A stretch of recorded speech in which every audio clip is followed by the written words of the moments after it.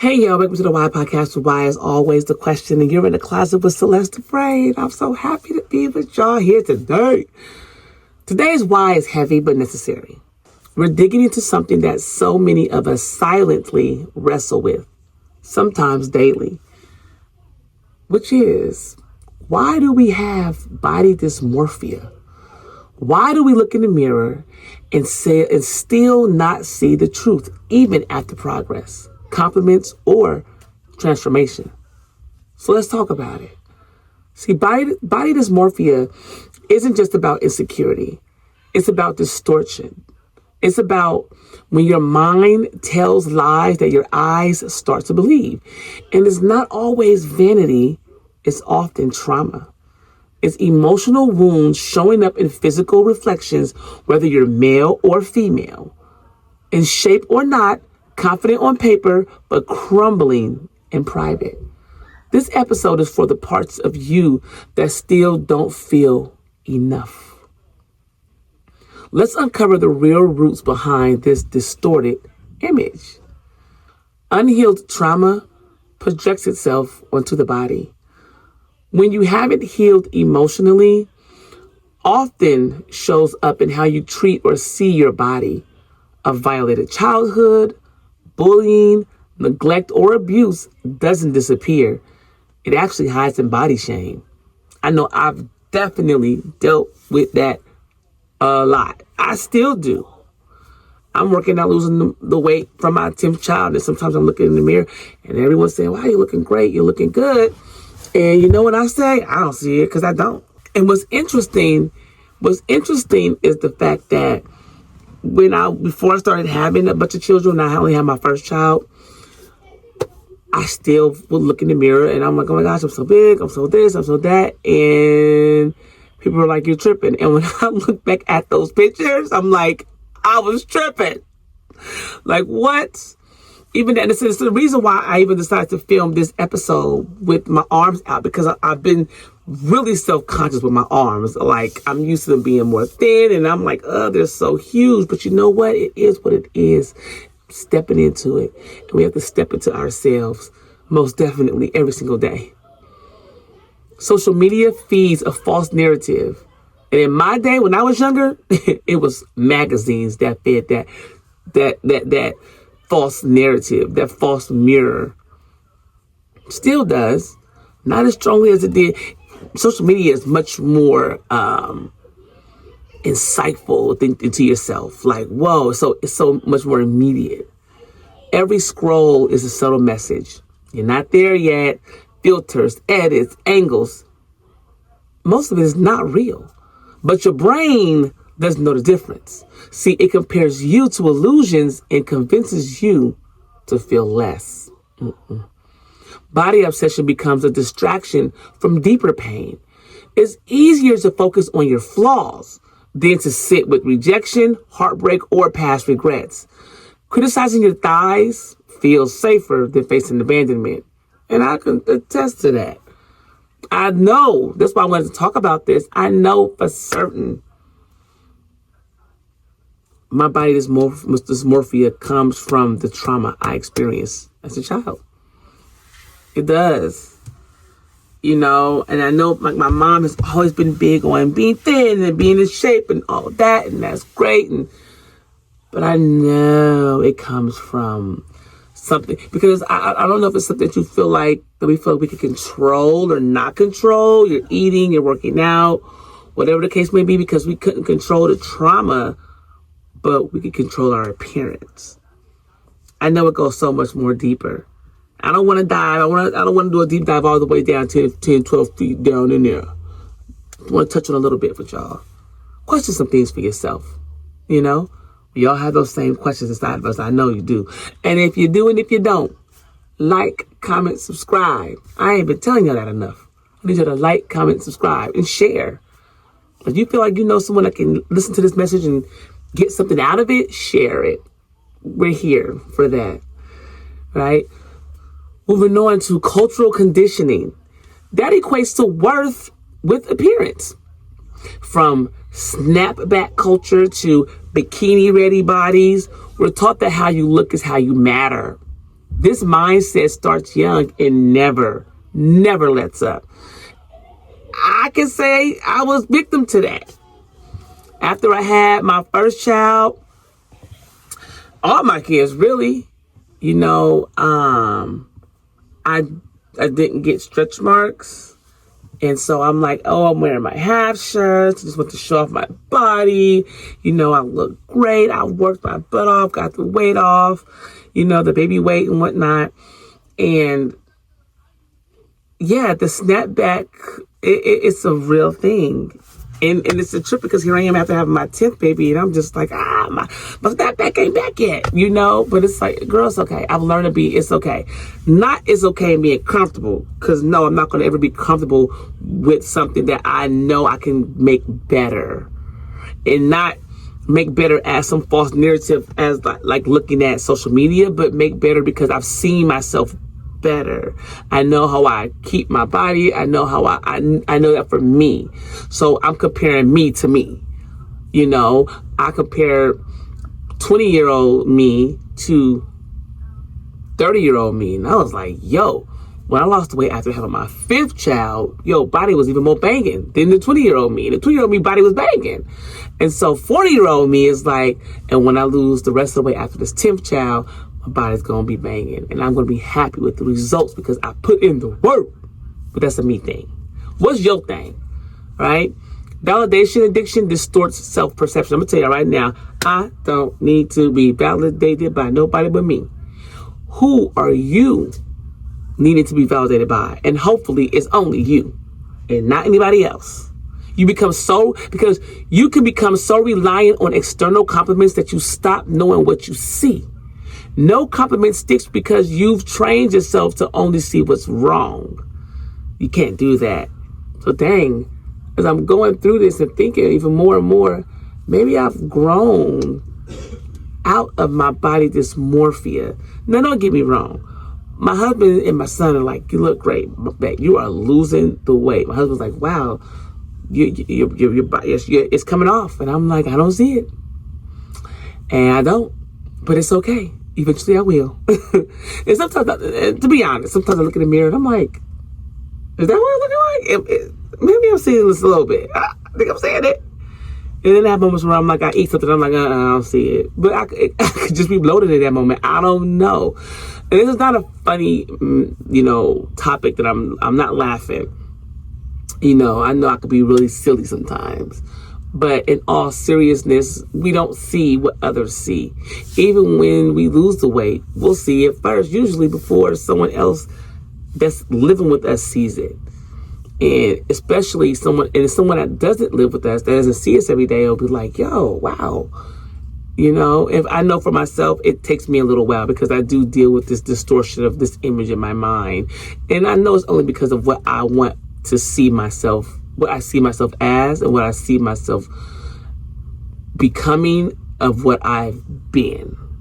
I remember one time this girl, I had just had my 4th child at this time. So I had about the 70 extra pounds of baby weight on me after having her.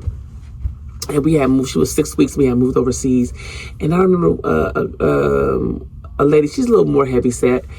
And she was talking to someone, I forgot, and she said, me and Celeste, we big girls. I wasn't meaning to be offensive. I said, no, I'm not. I said, baby, I just had a baby. I don't claim that. And I'm not saying that in all seriousness. I'm not saying that to be offensive. And I wasn't trying to be offensive. She's like, oh, okay. I'm like, this is not my weight. This is not my weight. This is not my weight I'm settling into. This is not the weight that I grew up maintaining. I was always usually between a 6'8". Right now, baby, I'm a 12, 14. This is not my ideal weight. And even right now, currently, I'm between a 14, 16. This is not my ideal weight. I've spent a lot of time getting the weight off of me after having my babies. And y'all, if y'all don't know, or if you don't know and you're new here, I had 10. So working all that weight off had not been an easy feat. Okay, it was very difficult. And I'm working it off now with my last baby. And it is not an easy feat still, but I'm still going. I show up for myself. And this is what you have to do here. Show up for yourself. Body dysmorphia is a real thing. See, past praise or criticism gets stuck in replay. That's a big girl. You're too skinny. You used to be so pretty. You used to be so pretty. Words said once echo forever. Now, when she said, me and Celeste, we big girls, I was like, no, I'm not. And I remember after having my first child, I had lost a significant amount of weight just from eating right and working out. And again, I had him at 17, so my body still was settling into being an adult, you know. And I had an old classmate who had seen me and was like, you all right? And I was like, yeah, you really skinny. I'm like, no, I'm not. He was like, are you on drugs? I started cracking up, but he was serious. I was like, boy, you so still. He said, no, Celeste, are you on drugs? I was like, oh, you for real? Hell no, damn, what's wrong with you? He was like, because most women that he's seen have babies are usually bigger now. I said, well, that ain't gonna never be me. I don't do bigger. I do my size. And my size was what I was.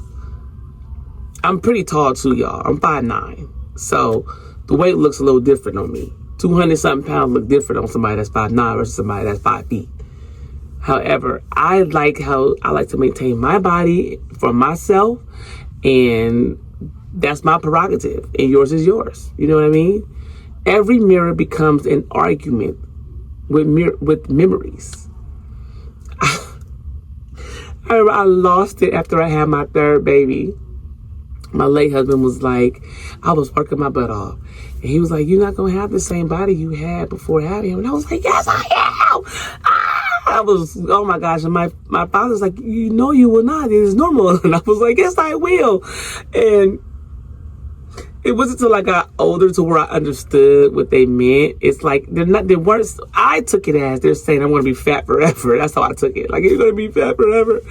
And I'm like, no, I'm not. But it wasn't about that. This is not a video on fat shaming or skinny shaming anyone. I'm just talking about my experiences and what was going through my head and how I was feeling. And as I've also gotten older, I've learned, oh my gosh, I was postpartum. I was going through postpartum depression. I was flipping out.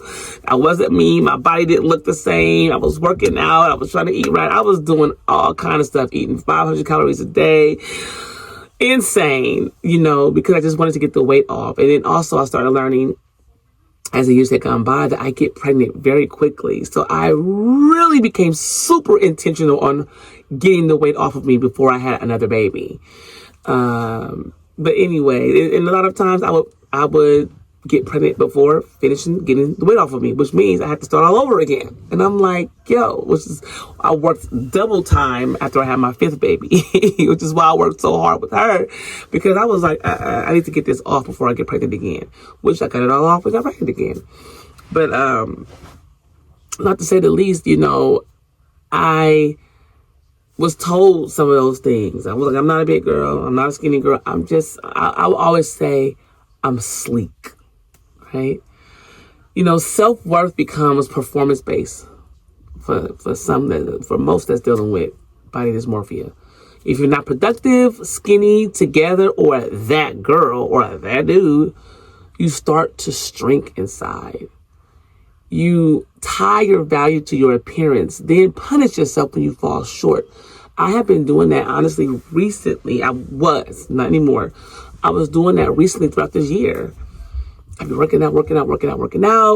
And then when I feel like I was far along, I was like, I felt like worthless. This is so weird because I've spent so much time, so many different times losing the weight. But it doesn't mean it gets easier each time.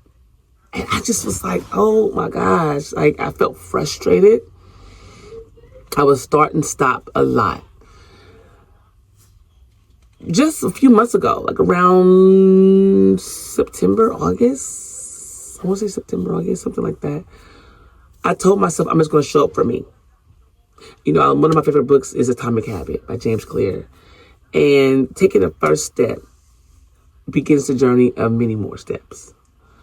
And it's important to show up for yourself in any way that you can. And so for me, I said, I'm going to give myself a 100-day challenge. And what that looks like is I'm going to work out every single day. I feel as though since I eat every day, I should work out every day. Not 3 days out the week, not 4 days, not 5, every day. And what I'm going to do is some days will be great, meaning I may be able to do 30 minutes with my weights and I'll have a great workout, upper and lower body, full body, however that looks. Some days I may not be. I may be so wiped out, I can probably only give 5 minutes or maybe even 2 minutes or maybe 1. Nonetheless, however much I give, it counts for that day. Y'all, I've been tired where I can only do about 2 sets of 10 push-ups, female push-ups, and go to bed. And then when I learned, I could do male push-ups again, I could do up to 5. I would do those 5 male push-ups and 5 female push-ups and sometimes have to go to bed. I was tired. I was exhausted. And then I also was working out 2 times a day. And it's without having to say, I'm doing 2 a days. I'm like, no, I would get up in the morning. I do workouts on my weights. And then in the afternoon, maybe I walk on my walking pad with my weight vest on. Maybe I go to dance class and dance for an hour, which burns up to 600 calories, which is insane. Maybe I go for a bike ride with my husband. Whatever the case may be, I made sure I just showed up for myself every day. Whatever that looked like. 100 days, every day.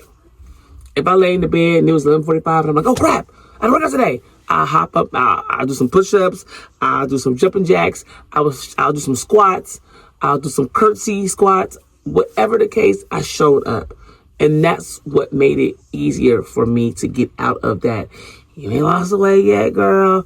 Oh my gosh. How long is it going to take you? You know your daughter almost 3. And I said, stop that negative talk. Because see, we confuse our body image with identity. You're not your skin, your weight, your shape, or your hair.